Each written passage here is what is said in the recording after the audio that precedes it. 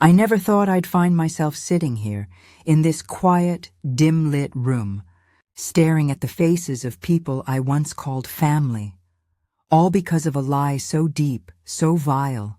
It could only be crafted by someone who truly understood the weakness of those around her. But the worst part? It was my own brother, my flesh and blood. The one person I always trusted, who stood there with that cold, accusing look in his eyes, convinced by his wife that I had stolen what was never mine to take. How did we get here? How did this simple misunderstanding, if it could even be called that, tear us apart? It started with the inheritance. The thing that should have been a blessing turned into a curse. Something that felt more like a weight on my shoulders than a gift from our parents. Our mother and father had worked hard all their lives, their love for us always clear in their small but meaningful gestures. When they passed away, they left us a legacy. A little bit of land, some savings, a modest house. But to us, it was the last gift they could give, a reminder of their love, their care, and everything they'd built for us. But then the whispers started. Soft at first, barely noticeable. Before the estate came into question, life had been simple, predictable. My brother and I, though we hadn't been close in years, still shared a bond of shared memories and unspoken understanding. We'd grown up together, fought over petty things as kids, but in the end, we were family. He lived in the city with his wife, Vanessa, and their young son. I, on the other hand, had settled into a quiet life on the outskirts of town, content with the routine of my little house and my job at the local hardware store. Most weekends I'd visit them. We'd have dinner, talk about work, about the things that seemed to matter most to us, family, the future, even our own aging parents. My brother would always joke about his wife's attention to detail when it came to planning family get-togethers. She liked everything just so. And at the time I thought it was harmless. I remember one particular Saturday night, about 6 months before everything began to unravel. It was a small gathering at their house. The warm aroma of Vanessa's famous lasagna filled the air, and their son, Timmy, ran around in circles, playing with his toy cars while we caught up. I noticed Vanessa, though, just for a moment. Her eyes flickered over to me, but I quickly dismissed it. It was nothing, probably just my imagination, but that moment would stick with me. As much as I tried to push it out of my mind, we had no idea how quickly things would change after that. The first real sign of trouble came a few months later, in the form of a phone call. I was sitting at my kitchen table, sipping my morning coffee, when my brother Michael called me. His voice was tight, not quite right. "Hey," he said, a strange edge to his tone. "We need to talk." Now that's never a good start to any conversation. "About what?" I asked, my curiosity piqued. He hesitated before answering. "The inheritance. It's gone. Everything's gone." My heart dropped. I could barely process what he was saying. Our parents' estate wasn't much, but it was theirs, and it meant something. It had meaning. "What do you mean it's gone?" I asked, my voice shaky, though I couldn't understand why. Vanessa said she found some documents. She thinks you took it. She's been saying things. She believes you took everything. The words felt like a slap across my face. My throat went dry and I struggled to keep my voice steady. "What are you talking about?" "Why would I do that?" Michael was silent for a moment, and when he spoke again, I could hear the doubt in his voice. "She's sure of it. She's been talking to a lawyer. I just don't know anymore." I wanted to scream at him, to tell him that this was all nonsense, but I could barely find the words. The betrayal I felt wasn't just from Vanessa. It was from him, too. I tried to explain, tried to tell him the truth, but he was already gone, his mind made up. It didn't matter how many times I told him I hadn't touched a dime of the estate, how much I insisted on my innocence. The damage was done. It wasn't long after that phone call that I started piecing things together. I knew my brother well enough to understand that this wasn't just about money. There was something more going on, something deeper. Vanessa, with her perfect smile and sharp tongue, had worked her way into his head. She had been playing him like a puppet for months, whispering poison in his ear about me. But I couldn't prove it. Not yet. One evening, I decided to stop by their house unannounced. My brother wasn't home, but Vanessa was, sitting at the kitchen table, her back to me. I could hear her voice, soft but sure, speaking to someone on the phone.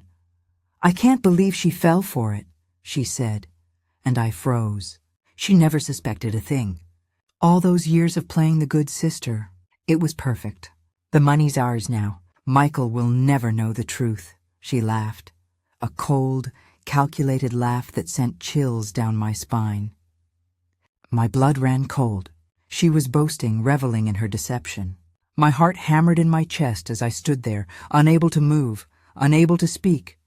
But then something snapped inside me. I quietly pulled out my phone, started recording. I had to capture this moment.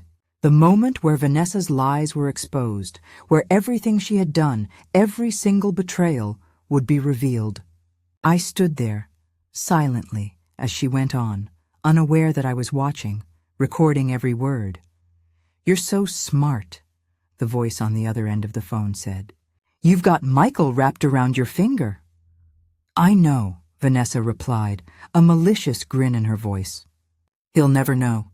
I've got it all figured out." When she finally hung up, I turned and left without a word. I felt sick to my stomach, but there was no turning back now. I had the proof, the reaction, action. I waited for the right moment. The family meeting, the one we were all supposed to have about the inheritance, about our parents' estate. I knew it was my chance to make Vanessa face the truth, to expose her lies to everyone, to Michael, to our relatives, and when the time came, when we all sat in the living room, awkwardly shifting in our seats, my hands were clammy. I could feel the tension in the room, everyone waiting for someone to speak up. The air was thick with uncertainty. Michael sat there, his face hard, his eyes still distant. He hadn't said much since the phone call, and it seemed like he was waiting for me to crack, to admit my guilt. Instead, I pulled out my phone, clicked play, and let the video fill the silence in the room. Vanessa's voice echoed in the room. And when she realized what was happening, when she saw the look in my eyes, the shock on her face was priceless. The room went completely still the moment the video began to play. There was a coldness in the air, a tension so thick that it almost felt like I could touch it. The voices that had been murmuring earlier, the low hum of conversation, fell silent, replaced by Vanessa's words. The truth, her own voice betraying her, filled the space like a heavy fog. At first, no one seemed to know how to react. Michael's eyes widened, his jaw clenched so tight I thought it might crack. Vanessa's face, once flushed with the certainty of her lies, went pale, so pale, in fact, that it looked like she might faint. I watched her carefully, every detail. Her hands, once so graceful, now trembled as she reached for something, anything, to steady herself. But it was too late. The truth was out. I let the video play through to the end, the silence in the room growing louder with each passing second. My heart was pounding in my chest, but I couldn't look away. I had to see this through. This wasn't just about clearing my name, it was about justice. It was about finally putting an end to the months of lies, the doubts, the broken trust. When the video ended, I paused. The room was eerily quiet.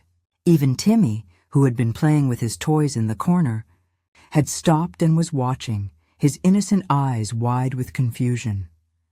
"Michael," I said softly. My voice steadied despite the storm of emotions inside me. "This is the truth. Vanessa was behind this all along. She made you believe I was the one who stole from you, from our family. And look at her now. Look at the lies she's been feeding you.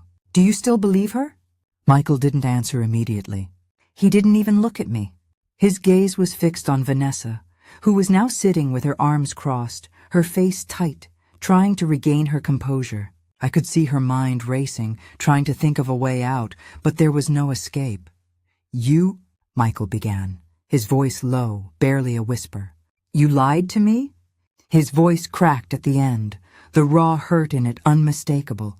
It wasn't just the betrayal of me. It was the betrayal of him. The woman he had trusted, the woman he had married, had betrayed him too. Vanessa opened her mouth, but no words came out at first.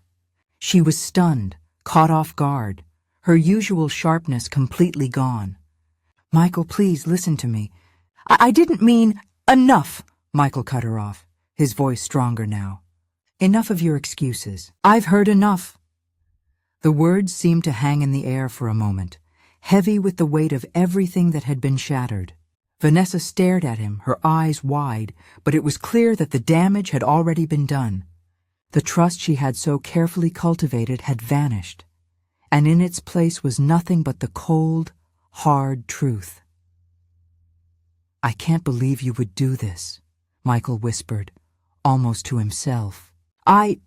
He stopped, shaking his head in disbelief. I could see the pain in his eyes, the confusion. His world was falling apart, and there was nothing he could do to stop it. Vanessa stood up suddenly, her chair scraping against the floor, the sound grating on my nerves. "You don't understand, Michael," she said, her voice rising, a hint of desperation creeping into her tone. "I did what I had to do. You don't know what it's like to live with someone who constantly who doesn't appreciate the work I've put in." "Stop," Michael interrupted, his voice firm now, cutting through her words. "You don't get to justify this. What you've done is unforgivable."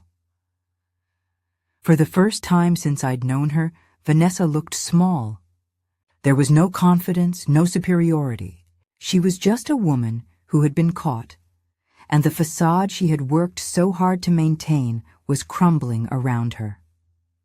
The room was silent again, save for the faint sound of Timmy's toy car wheels on the hardwood floor. Everyone was watching, and for the first time, Vanessa knew there was nowhere left to hide. It took a long while for the dust to settle after that moment. Michael didn't speak to Vanessa for days. He was angry, hurt, and ashamed. I knew, because he came to me alone, to apologize. "I should have believed you," he said, his voice heavy with regret. "I let her turn me against you, and I didn't even see it. I didn't know what to say at first. Part of me wanted to scream at him, to tell him how much pain he'd caused, how much his distrust had hurt me. But in that moment, I realized that wasn't what he needed from me. What he needed was for me to be his sister again, the one who would support him, even when everything seemed broken. "I don't blame you," I said, my voice calm. "I know she's convincing. She's been manipulating you for a long time. But you have to make a choice now, whether you'll let her continue to control you or whether you'll see her for who she really is." It wasn't easy, of course. Michael didn't just snap out of it and forgive her. He struggled with it for weeks, torn between his loyalty to me and his love for Vanessa. But eventually, he made the right decision. He filed for divorce. I didn't know if that was the right choice for him, but it was the one he made. And in the end, it was the one that allowed him to heal. Slowly, he began to rebuild his life, focusing on what truly mattered: his son, his work, and, most importantly, his relationship with me. As for Vanessa, she disappeared from our lives just as quickly as she had entered. The woman who had torn us apart was gone, her lies exposed for all to see. She moved out of town, and we never heard from her again, but I didn't feel any triumph, not the way I thought I would. I didn't feel like I had won. What I felt was a quiet peace, the kind that comes from knowing the truth has been set free. I don't know what would have happened if I hadn't recorded that video. If I hadn't caught her in the act. If I hadn't shown Michael what was really happening behind closed doors. But I do know one thing. Sometimes, the truth is the only thing that can heal a broken heart.